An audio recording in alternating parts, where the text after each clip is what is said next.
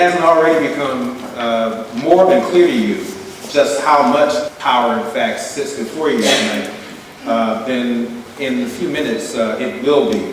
First we have John Cash. Mr. Cash is the general manager of historically black college and university collegiate sports for IMG.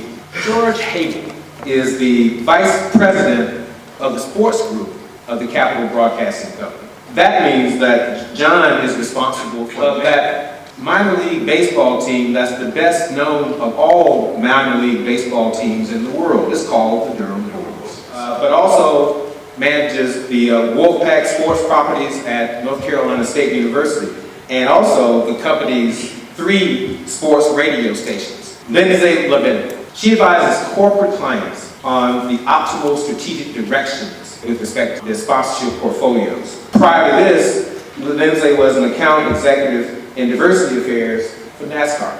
Finally, we have Doug Ward. Doug is now in his 4th year as Vice President of Marketing for the Carolina Hurricanes, which only a few years ago won the Stanley Cup. He also serves as the Executive Director of their charitable arm. Doug currently serves on the Rex Healthcare Foundation's Corporate Council, the North Carolina State Communications Alumni Advisory Board, and the Junior League of Raleigh's Community Advisory Board. These are the people who will be presenting information to you and hopefully answering your very good questions over the next hour or so. It's my pleasure now to give it to you. I want to spend my 5 minutes talking briefly about 2 elements that I think are extremely important for you to be aware of if you're interested in getting involved in the sport industry. And that's sponsorship marketing and agency life. Sponsorship marketing, essentially what I do every day, that comprises of taking a brand and determining how is that brand going to live within sports. So for example, my client is Nationwide Insurance. So what I do with Nationwide is I determine how do they want to position their brand within certain sports and certain markets that are of importance. Philadelphia, Pennsylvania, the whole state, they've identified as an area that they're looking to grow their market. So my role is to identify sports properties in that area to align them with, to help them get to that business goal of expanding their brand awareness. So what we do is we identify the properties in that area and we try to find a best-in-class organization. Pittsburgh Steelers, everyone knows who they are. You either love them or you hate them. They're almost like the Cowboys. So we identified that property as a good fit for Nationwide Insurance. So my role is to go to the Steelers and negotiate on behalf of Nationwide Insurance to make sure that they get certain assets as a part of their contract. When I say assets, I mean everything from media to signage to in-game promotions to tickets to hospitality, and negotiate those assets for them. Because what we want to do is, as a sports marketing consultant, I want my client to be able to use those assets to push the business needle forward for them. So the next time you guys are at a basketball game, football game, a NASCAR race, any NASCAR fans out here? Yeah. Make sure to pay attention to the brands that you see, whether it's during the in-game promotion or it's on the scores table, it's on the Jumbotron, and think that there's a sports marketing agency that was behind the strategy of where that sign was placed or who we decided to allocate tickets to. So that's a little bit about sports marketing. I wanted to make sure everyone, or sponsorship marketing, was aware of. Secondly, agency life. I think when a lot of people think of agencies, they think of the KPMGs, the Booz Allens. They're not necessarily thinking of the Octagons, the IMGs, the Velocities. They're all consulting agencies. It's just we do it in the world of sports. Also within my agency, there are several different divisions. I'm part of the consulting division. A division I think everyone is aware of is our athlete representation division. They do everything for athletes. Like you saw in the video, we represent Hope Solo, Paul Gasol, Andrew Luck. We do everything for those athletes from legal representation to career planning. We help a lot of the athletes see past their tenure of being an athlete. What are you going to do when your ACL goes out? Or what are you going to do when your career ends? We also have a global media and rights division. Has anyone heard of the BCS reconfiguration? My agency was behind that. So working with the ESPNs and the Fox Sports of the world, doing contract negotiations for them as well. We also have a business development department, and they are responsible for bringing the clients to us. So they will go to a Coca-Cola, a Ford, and pitch Wasserman to them to say, hey, if you're trying to be in sports, and you have this business objective you're trying to reach, employ us and we'll do it for you. Lastly, we have a division that is sports specific. So we have a golf division, we have an action sports division, which I'm sure you saw. And what we do in those divisions is we align brands like a Red Bull with the action games. So a little bit about sports marketing that I think is important that you guys are all learning, whether you're in business or communication, is just how to match a brand with a sport or an event that makes sense. We were talking to the students earlier, and one of the young gentlemen had a question about athletes and aligning them, and if we ever find an athlete that's difficult to work with.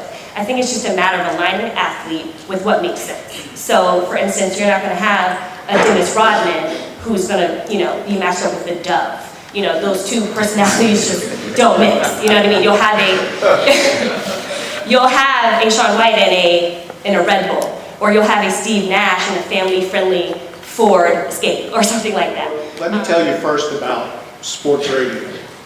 And we operate 3 sports stations here, 99.9 The Fan, 620 The Buzz, and 1550 ESPN Deportes. But here's what sports radio, beyond the chatter, here's what it's about. Advertisers have a very difficult time reaching men. We're not loyal to a particular medium, and as my wife will tell you, we are not good listeners. So, other than NFL football or ESPN on cable, it's really difficult to aggregate a male audience and grab their attention.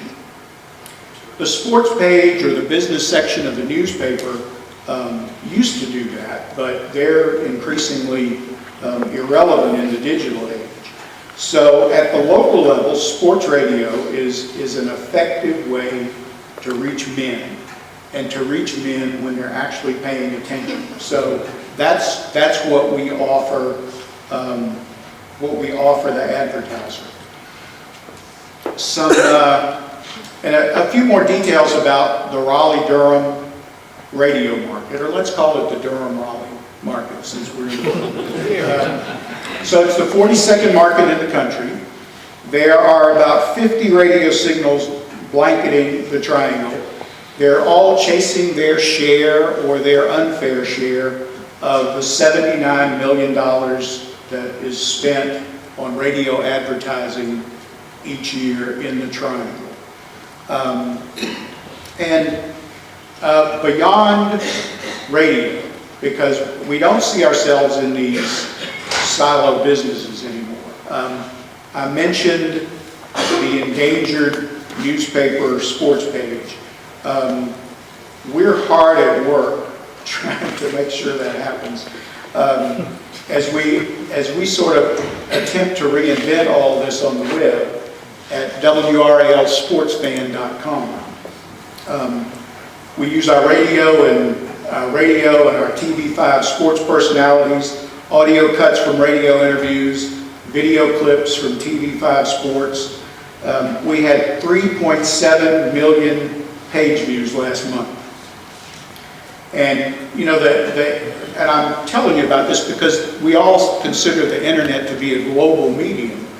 But as a local broadcaster, if you're concerned about your survival, you've got to make that local play on the internet. So we're very much trying to do that within the realm of sports. And the numbers are significant. We believe that about $100 million is being spent to reach web users in this region. And 13 million of that is spent by or on behalf of local businesses on the web. So if you're in the radio or television business, you understand that, I don't think we're in trouble, but business is moving to the web in big chunks, and we're going after that. All right, so that's the radio part of my job. Number 2 is Wolfpack Sports Properties. Okay, so sports. Okay, so back to the sports thing. Yes, we reach a lot of men, but here's the marketing proposition tied to that. In college sports marketing, you're offering the advertiser an affiliation with the university, a major community institution, not just its sports program. The sponsor is associating with the university, its students, its alumni, booster club members, faculty, and staff. So in the case of NC State, that's 32,000 students, 47,000 alumni in the triangle, and 8,000 faculty and staff. You take those numbers, you throw in friends and family, you wrap that up in the passion for college sports that we find in this community, and you have a very powerful marketing platform. And again, serious money is changing hands. The three Triangle ACC universities probably gross about $22 million annually in sports sponsorship revenue. And that does not include ticket sales and the fundraising that the various athletic departments do. My company, in partnership with Learfield Sports, just this summer began a new 10-year contract with NC State, for which we agreed to pay $48 million. $48 million for the privilege of working with them for the next 10 years. So something tells me it's serious business. And, okay, so finally to minor league baseball. And so I've saved a surprise here for the end. The Bulls marketing platform is not about reaching male sports fans. It's not even about, I shouldn't admit this, but it's not even about reaching passionate sports fans. Yeah, we're playing baseball, but the Durham Bulls is really family entertainment. So I just got way off topic, from sports to family entertainment. Our competition is not Duke or Central or the Carolina Hurricanes. It's probably the movie theater. What's a family going to do together on a summer night? Go to the movies, go to the mall, go to a Bulls game. Our target customer is probably female, or it is a female, probably in her mid-30s to mid-40s. It's mom who ultimately decides what the family is going to do. And if it isn't mom, it's probably the female director of human resources at a local company who decides where the company picnic's going to be. So, you know, that's how I think the Bulls works from a marketing standpoint. But minor league baseball is more of a formula or a unique chemistry. It's, you know, it is baseball, America's pastime. But it's all about low ticket prices, fireworks, mascots, between inning skits, hot dogs, nachos, chicken fingers, beer. And when you get all that right, you can sell 500,000 tickets per season. And for the advertiser, because now I'm trying to draw the distinction between, you know, like minor league versus something bigger. For an advertiser, that's on par with Oklahoma football or New York Islanders hockey or the Chicago Bears. And because our audience is so diverse, we actually have more unique visitors than the Hurricanes or NC State football and basketball together or the NASCAR races in Charlotte. So if you want to reach a family audience, it's an effective platform that includes a ballpark full of fans, radio and television broadcasts, the internet, and social media. So that's what I think I'm doing. You know, there's more to the business. There's the entertainment piece, there's product quality, customer service, community involvement, which we're very serious about, and of course, your staff, how you treat the people that you work with. And you have to work on all of that to be successful. But I was just zeroing in on the marketing piece. And I'll take my seat. I work in hockey, and I'm a native of the Carolinas. I'm one of the rare people who can say they're a native Carolinian. I was born and spent 10 years in South Carolina. I spent the next however many in North Carolina. So I'm a true native Carolinian. I did not grow up with the game of hockey, but I absolutely love it now. Wouldn't do anything else. You couldn't pry me away from it, and you couldn't pry me away from this region. I'm going to tell you a little bit about why. I think our sport's a fascinating game. It's a fast game. It's fun. But I love our team. When you get away from agencies and you get into teams, you work for owners and you work for players. You've got to find a good mix, and right now I'm talking about an odd one, and I'm on camera, so I can't say too much. But if you follow sports, you know that our owners and our players aren't getting along too well right now. And for those of us who work at it, much like the fans, it's like when your parents were having an argument. So right now my parents have gone to separate rooms, and I hope they're talking again in the morning, and we'll see where we are. I want to go to the Bulls game, so we're going to be playing soon. When we came to the South, it was a tough transition. I started with a team in 2000, 2001. It was a very interesting thing to look at trying to sell hockey in the South. I thought to myself, I came there to get experience. I love baseball. I wanted to go work in baseball. I was just going to use them for experience. And I fell in love with the sport. And they came in with two things here. They wanted to sell two ideologies. One, entertainment. And two, was being a good community neighbor. And that's the two things that drove our team. And when you look at being a good community neighbor, good community outreach, that was something that our owner and our front office knew that they had to do. They couldn't come in and say, we're the NFL, come see us. They had to come in and welcome you in. I liken it to me that soccer. Apparently I'm not meant to play sports that really focus your feet. I'm not that fast, and I'm brutal at soccer.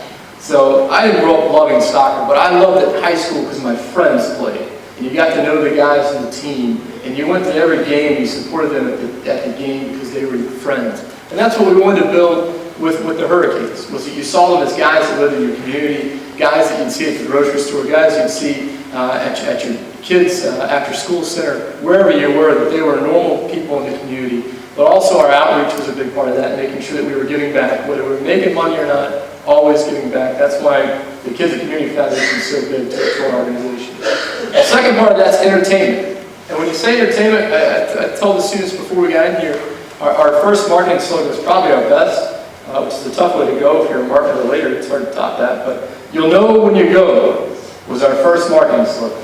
We basically said, if you're going to watch on TV, you're going to complain about not seeing the puck, you're going to complain about it being fast, and all the guys being really small and moving quick.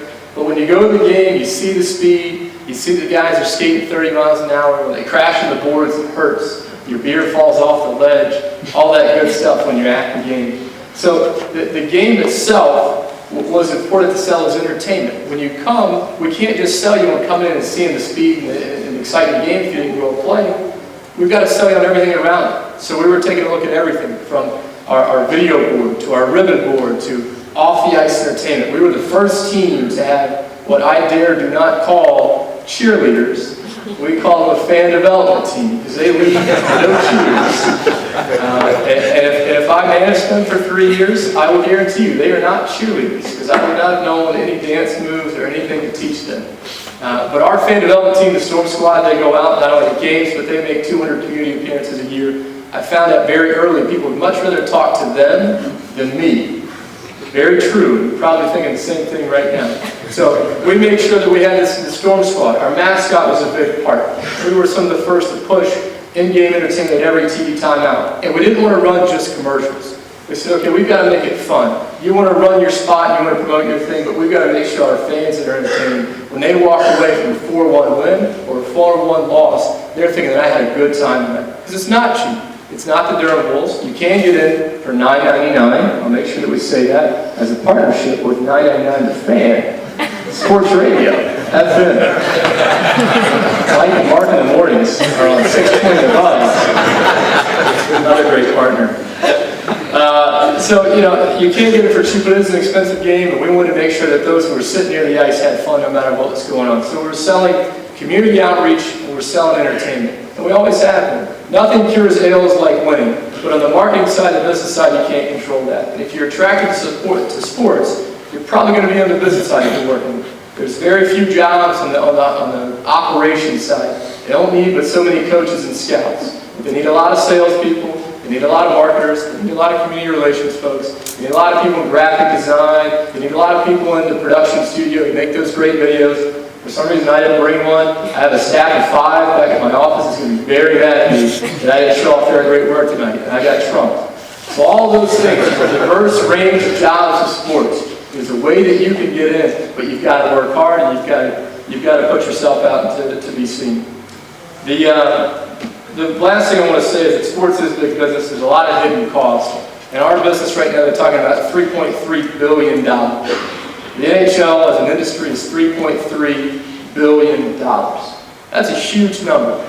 And you start to say these numbers, and it's kind of like the $19 trillion debt or whatever it is, right? It doesn't make sense. How does that work? When you hear there are players making $7 million a year, $8 million a year for 10 years, how does that work? How do you pay that back? My seat's $48. That seems expensive. Multiply that by 17,000 seats in the place.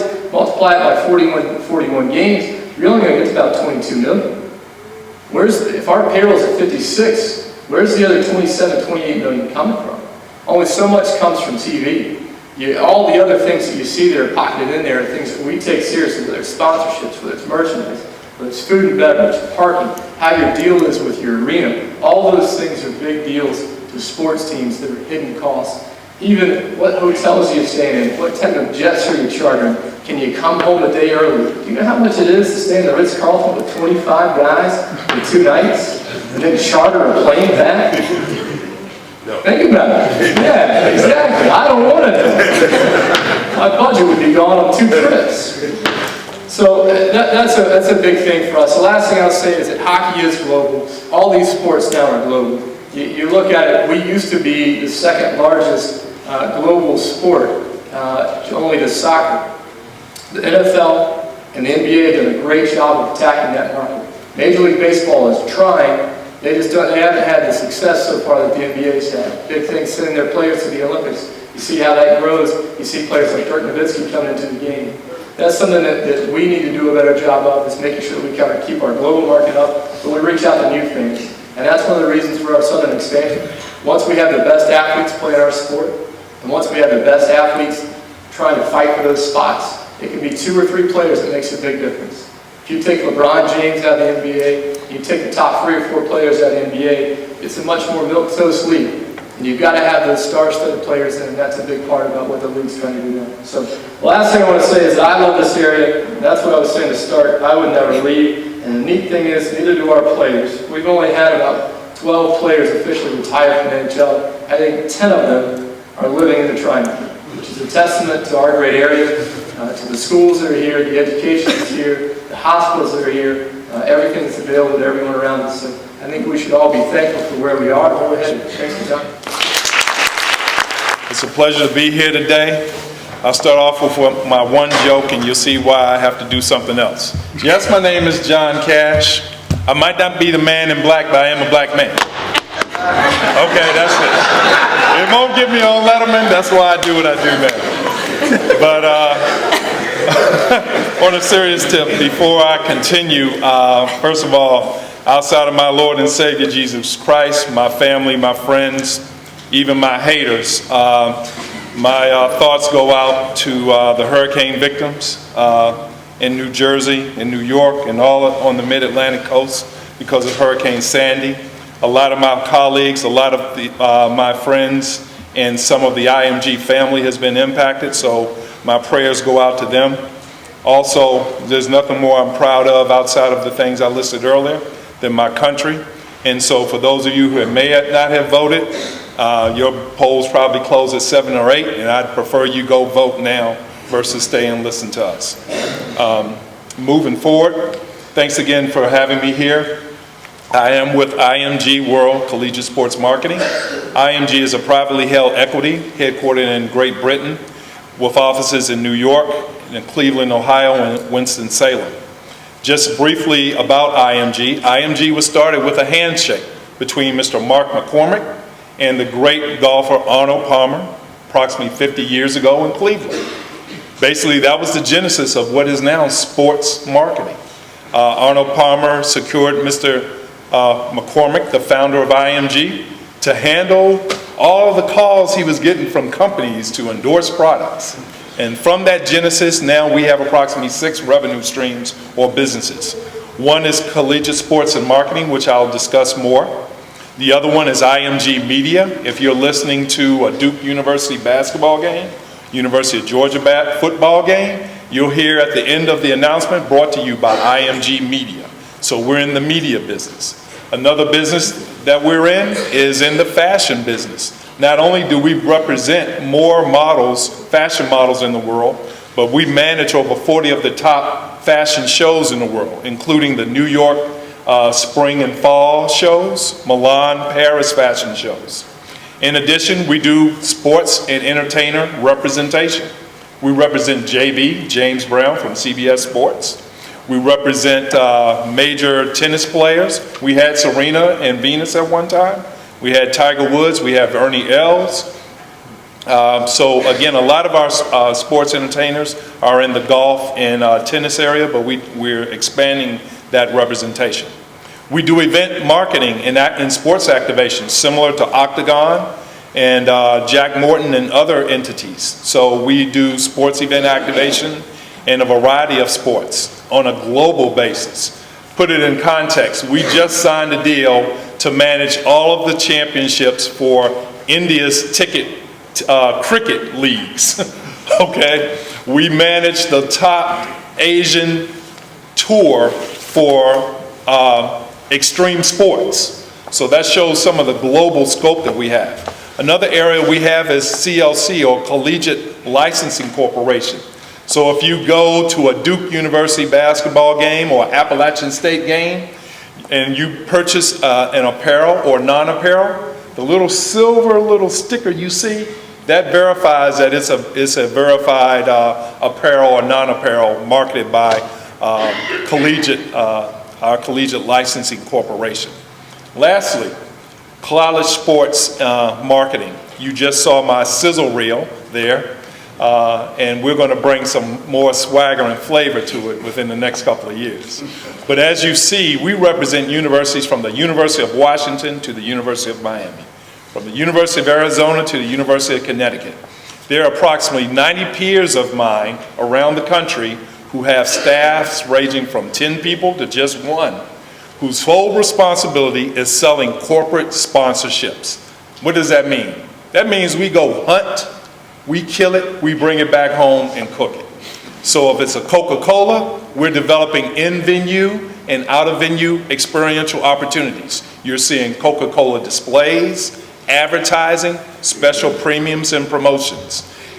That means for Kia or Ford Motor, you'll see a static display where you might be able to test drive a Kia or a Ford, or you'll just see it sitting outside of the stadium. Companies are paying big dollars to do that. Why? Because they want to market to you, they want to drive brand consideration, they want to drive awareness, they want to drive you and your pocketbook or wallet to the stores, to the dealerships to purchase their products. And it's not just big nationals. It could be local opportunities. It could be Bojangles in the local or regional areas who are doing the same thing. Approximately 2 years ago, IMG noticed that in addition to general market universities, Duke University, Georgia, Georgia Tech, the other 90 properties, HBCU sports is making some money. Hold up, this North Carolina Central, North Carolina A&T football game, 20,000 people. Atlanta Football Classic, 60,000 people. Florida A&M Homecoming, 50,000 people. The MEAC basketball tournament, 50,000 people in a week, $15 million economic opportunity for Winston-Salem. We're going to get some of this money. So then I came aboard. I lead all of our HBCU initiatives. The MEAC is the conference that we represent. The MEAC basketball tournament is what we continue to promote over the past 2 years. And I know that we have the CIAA legacy here. Love CIAA. Let me just start off. I'm a MEAC product. Howard University through and through. Yeah, I go for the hook 'em horns, but you know, I know HBCUs. I live and die HBCUs. CIAA, been to their tournament many a times. MEAC, the same thing. And we're trying to create a holistic, family-oriented opportunity with the MEAC basketball tournament. I encourage all of you to attend the tournament in Norfolk, March 11th through the 16th. But what will we be doing there in Norfolk? We're driving corporate sponsorships. U.S. Marine Corps, U.S. Army, Coca-Cola, Jostens, Nike, State Farm, U.S. Coast Guard. These are just some of the corporate sponsors that we're securing. Again, it is a partnership between the MEAC and also IMG. It's a revenue sharing opportunity. Everybody makes money. The opportunity again is getting those products, services, and brands in front of the decision makers in those households to increase purchase opportunities. That's basically it. So when you come to the Norfolk Scope Arena, you'll see static displays outside the plaza at the Norfolk Scope. You'll see an opportunity for Nordstrom's, ladies. I'm doing a special program with Nordstrom's for a discount. There's a Nordstrom at MacArthur Center Mall we're doing a program with. In addition to the MEAC, which we really primarily sponsor the basketball tournament, there are other opportunities, such as the President's Breakfast, which is held, well, the spring meetings where the presidents and your athletic directors of the MEAC universities will meet in May. Well, you know what? U.S. Marine Corps, U.S. Army, they're trying to get in front of the influencers who influence students. So think about it. Athletic directors, presidents, deans of universities, they know who the top students are. They know students and opportunities that will be of high caliber. And so they are making those recommendations. That's why the Marine, the Army, would love to get in front of athletic directors and presidents because they help with their recruiting initiatives. In addition to the MEAC conference, by the way, I report directly to Commissioner Thomas. If any of you guys know Commissioner Dennis Thomas, he came up through Hampton University. He's an esteemed commissioner. He's worked for the NCAA and is working with the NCAA Infractions Committee, and now has been the MEAC commissioner for approximately 11 years. But I report into him. In addition, we're working with Florida A&M in a separate contract. Same type of thing, driving corporate sponsorships. As you know, Florida A&M is probably the only HBCU that plays in two of the major classics. The Atlanta Football Classic, which averages over 55,000 people per game, and also the Florida Classic, which averages approximately the same out of Orlando, Florida. In addition, we're just about to sign a deal with some arch rivals up in Greensboro. And so we're very excited about continuing to grow this. And why is that? Because again, IMG College recognizes the historical and the profitable opportunity that lies with HBCU initiatives.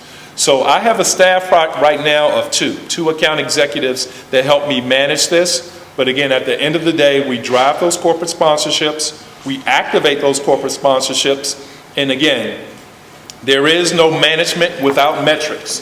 Everybody wants to see what their return on investments are. So that means we provide recap reports for all of our corporate sponsors after the MEAC tournament or after activations with Florida A&M and now with North Carolina A&T. I think that is most of the notes. I hit most of the notes here that I had. One thing I want you to understand too, what we do is probably the closest thing to running a business that you can have. I came up in the brand marketing world. I was a brand marketer for companies such as Coca-Cola, Procter & Gamble, General Mills, interned at Procter & Gamble, worked at General Mills. And at the end of the day, the only way that this business model works is that we have to be profitable. At the end of the day, I have to show a very attractive EBITDA based upon what we're doing. So again, IMG world, and look forward to addressing your questions and comments. So my question is for Ms. Lebenek and Mr. Cash.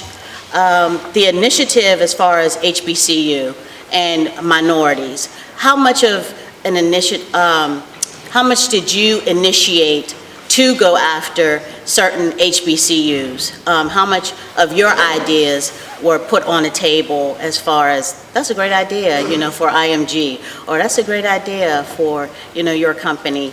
How much input were you given the opportunity to share as far as with minorities and HBCUs?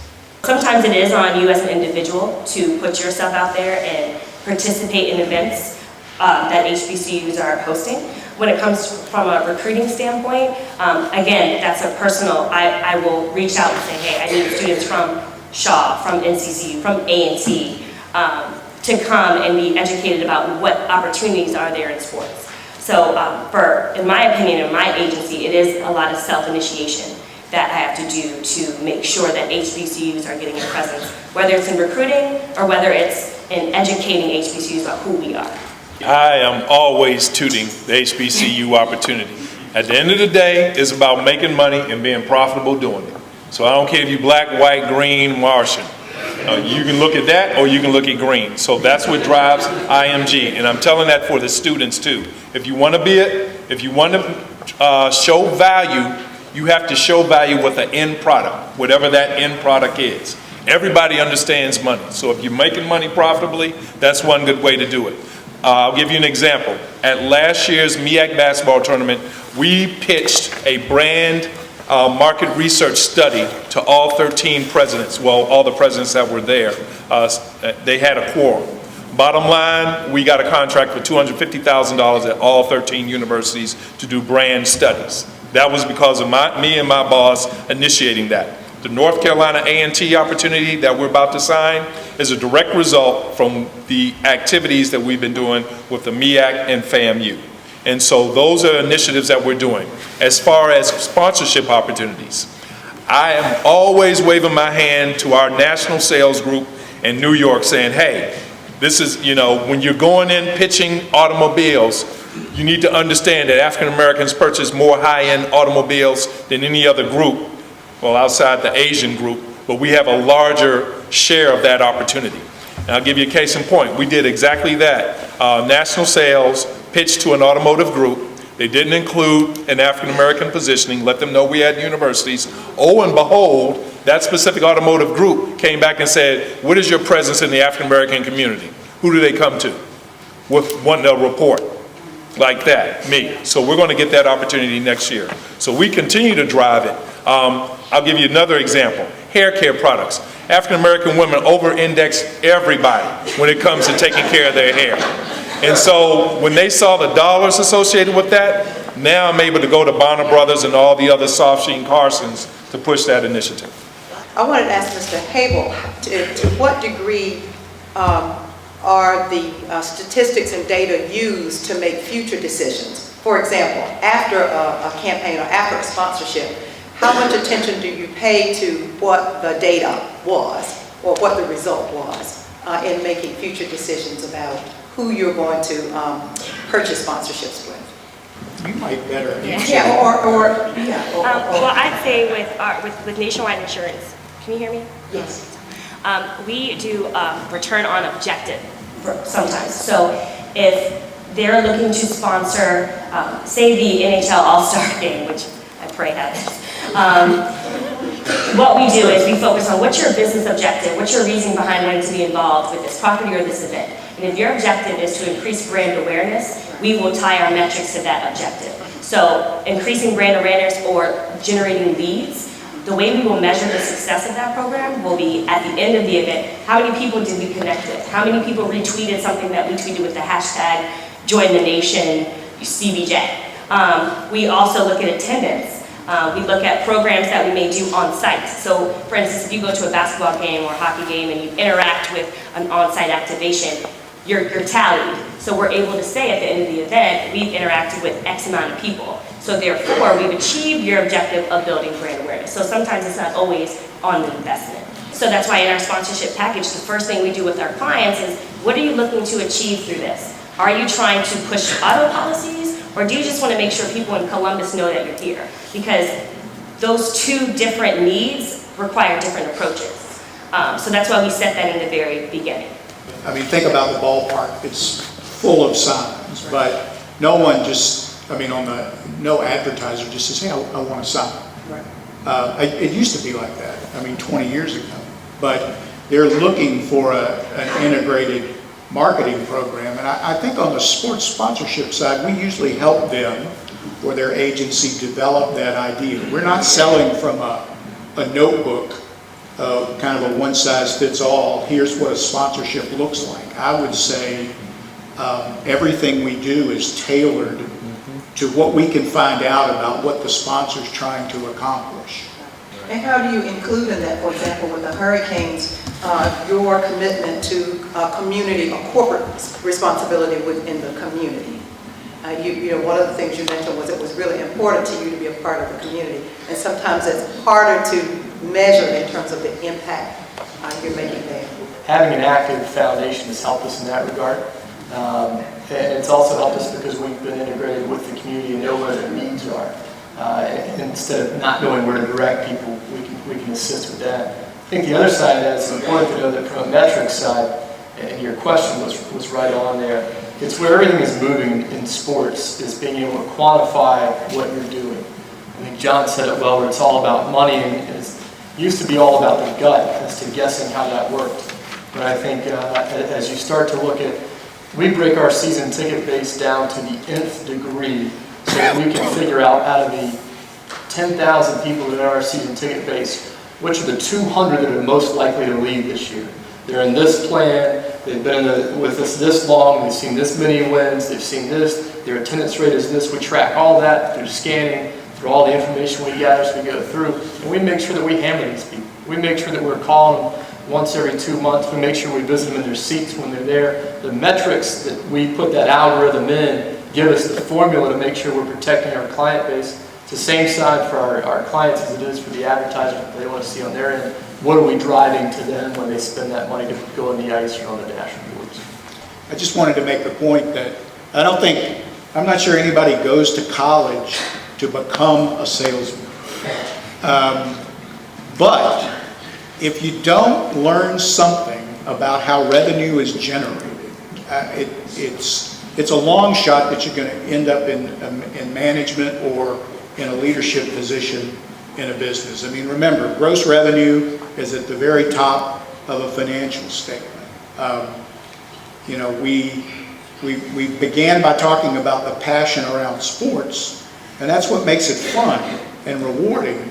But I think everybody up here sees dollar signs most of the time, and sort of embracing, I can say that to a business school audience, right? It's all about the biz, embracing the importance of that revenue thing, especially if you're getting started. That may not be where your heart is, it may not be where your career takes you, but don't shy away from it. Really grab a hold of it, learn something about it, because when I interview you, that's probably what I want to talk about. The first Hurricanes game that I saw was in a bar, and I never thought that I would be interested in hockey, but it was on television, and there were other people yelling at the screen, and it was amazing. So my question for all of you actually is, we hear a lot about you reaching for those large corporate sponsors, Coke and Nordstrom's, but do you guys go to the lower side, I guess? Like, do you go and hunt out these bars? There's a local place that I know that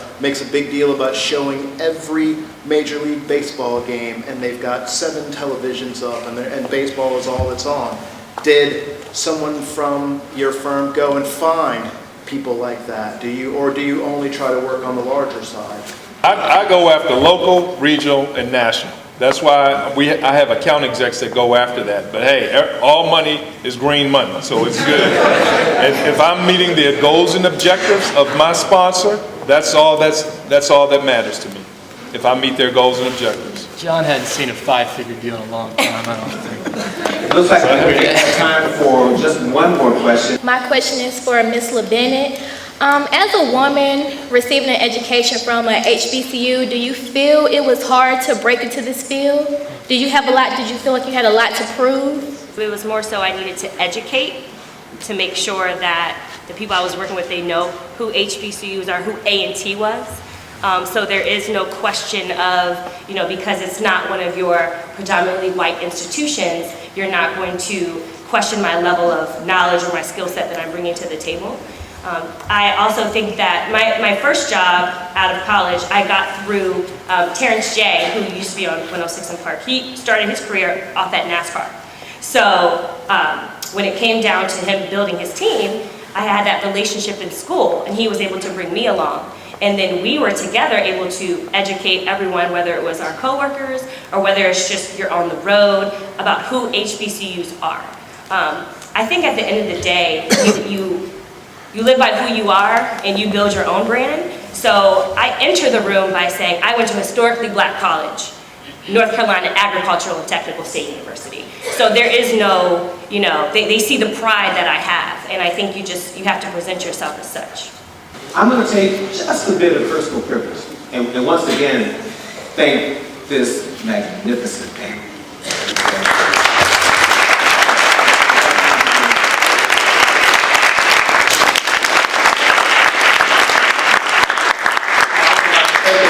Join me in thanking the moderator, Dr. Banks.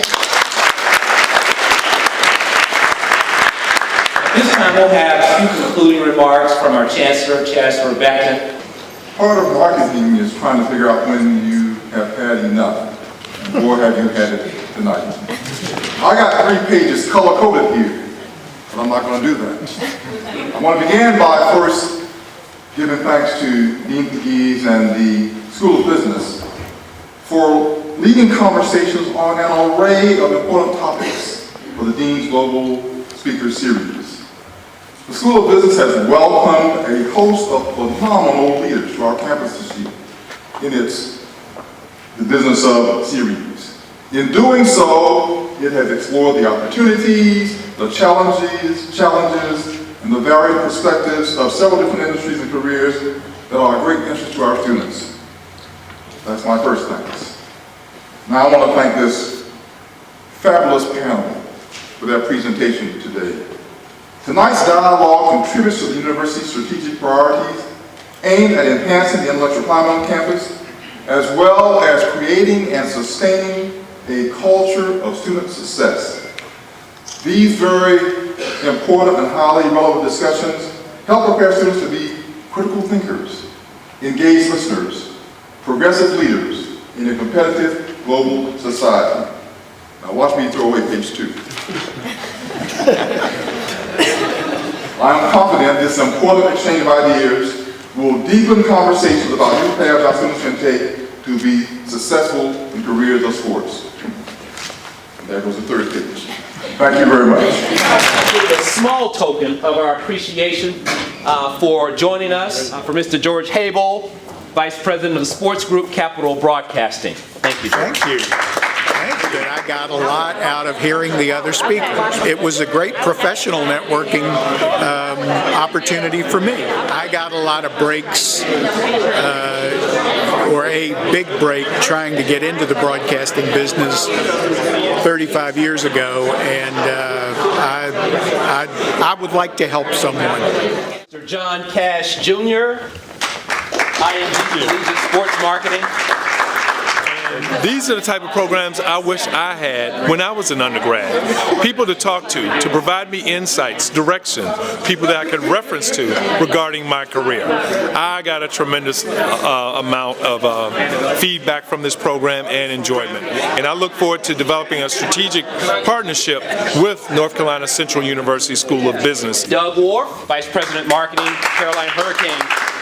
The students' questions were very sound questions, show that they've done their research, they came in with an understanding of what challenges are and how we try to address them, and they're all looking for their advancement, and I think that's an awesome thing to see.